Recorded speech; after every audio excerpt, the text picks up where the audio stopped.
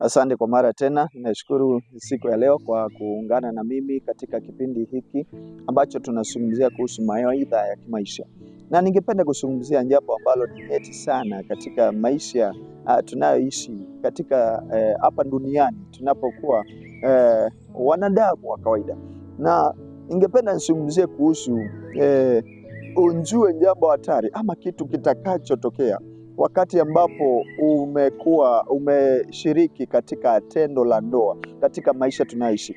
Jambo la tendo la ndoa ni jambo ambalo ni kitu ambacho si kitu cha kuchukulia kiolela olela, na ni jambo ambalo lazima uichukulie kwa makini sana, maana kinachotendeka baada ya pale si kitu ambacho ni cha kusaulika haraka, ama si kitu cha kuassume ya kwamba ni kitu ambacho kimeisha. Kumbuka ya kwamba unaposhiriki tendo la ndoa na mtu ama mwanaume ama mwanamke, aishi pale, ni kitu ambacho ni spiritual.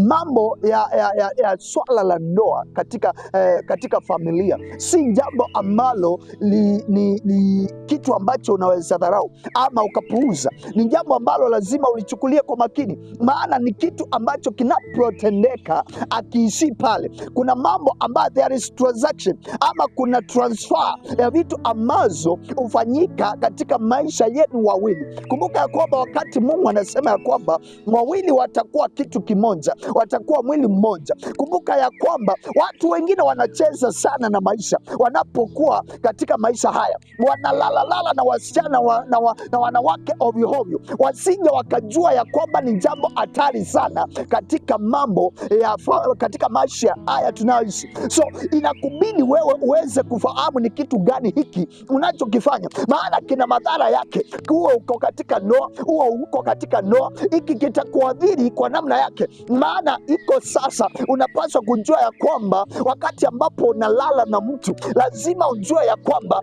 hata shida alizo nazo, anaweza kuwa na shida ya depression, atakugawia shida ile, maana there is transfer ya mambo ambayo hufanyika pale ndani. Si jambo ambalo unapaswa kulidharau katika maisha haya, maana lazima ujue ya kwamba huyo mtu mtakuwa pamoja na yeye spiritual, na mtakuwa pamoja na yeye katika mwili, mmekuwa mwili mmoja. So ya kupasa uelewa na ujue ya kwamba kumaanisha mko mwili mmoja ni kumaanisha ya kwamba huyo mtu hata mkiishi miaka 20, baada hata mkuwe mlikutana mkiwa watoto wadogo na mkafanya tendo la ndoa, ina maana ya kwamba hata kama mtapatana baada ya miaka 20, ukicheza kama haukuenda kubadilika na Mungu akusaidie kuweza kuepuka mambo haya, yanabaki kuwa kidonda sugu katika familia yako. Hata kama ulienda ukaolewa, hata kama alienda akaoa, mkipatana kuna percentage kubwa ya